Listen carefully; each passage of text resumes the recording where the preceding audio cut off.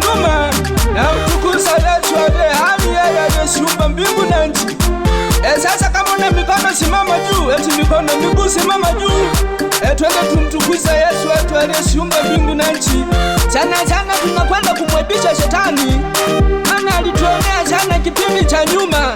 Leo lazima tumwaibishe pamoja na majeshi yake. Kama upo tayari simama juu tuimbe pamoja. Shetani umetutesa